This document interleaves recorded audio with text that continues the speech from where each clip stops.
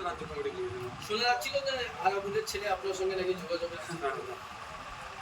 এই তো হয়তো অনেকে কথা বলে, আমি নাকি বিজেপির সাথে যোগাযোগ রাখি, আমি নাকি তৃণমূলের সাথে যোগাযোগ রাখি, আমার সাথে নাকি হাইকমান্ডের সাথে যোগাযোগ রাখেন, এগুলো সব উড়িয়ে দেওয়া কথা। ব্যাপারটা হচ্ছে তার যে অন্য লবি আছে তাকে দুর্বল করবে বলে এগুলো হচ্ছে। তৃণমূলরা বলেছিল কাইজার ও আরাবুলকে দিয়ে নাকি বিধানসভা ভোটে আইএসএফ জিতেছিল, আর আরাবুল আর কাইজার যা বলে তাই নাকি সেটা সেই পার্টি নাকি আছে বাংলা।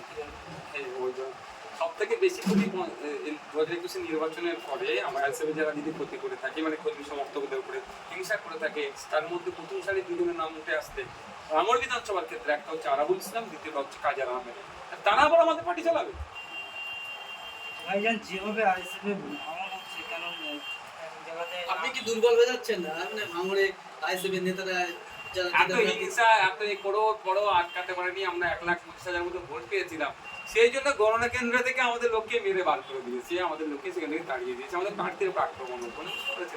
আমি একটু দুর্বল হবো না, একটু হচ্ছে না, কারণ বাংলার মানুষ আমার সাথে আছে, এটা হচ্ছে আমার বড় জয়। যে সমস্ত মিথ্যা কেসের ভয়ে নাকি তৃণমূলে জয়েন করছে আইএসএফ কর্মী নেতারা, তাহলে শক্তিশালী হয়ে কিভাবে দাঁড়াবে ভাঙড়ে আইএসএফ কর্মী নেতারা বা আইএসএফ এর নেতারা? দেখুন ব্যাপারটা হচ্ছে কিভাবে আইনি জানাবে, পদক্ষেপ কি নিচ্ছে? সব পলিসি তো আপনাদের মিডিয়ার মাধ্যমে বলা যায় না। পলিসি তৈরি হচ্ছে, পলিসি ইমপ্লিমেন্ট হচ্ছে।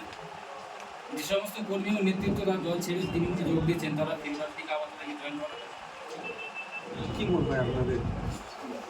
আপনাদের কি মনে হচ্ছে?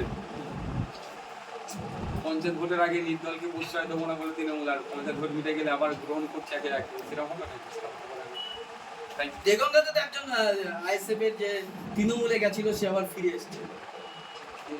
দেগঙ্গাতে সায়ন দাস একজন ফিরে এসেছে। তাকে ভুল বুঝিয়ে নিয়ে যাওয়া হয়েছিল, সেটা ভুল বুঝে ফিরে এসেছে। সকালে গিয়েছিল, সন্ধ্যে ফিরে এসেছে। এক ঘন্টার মধ্যে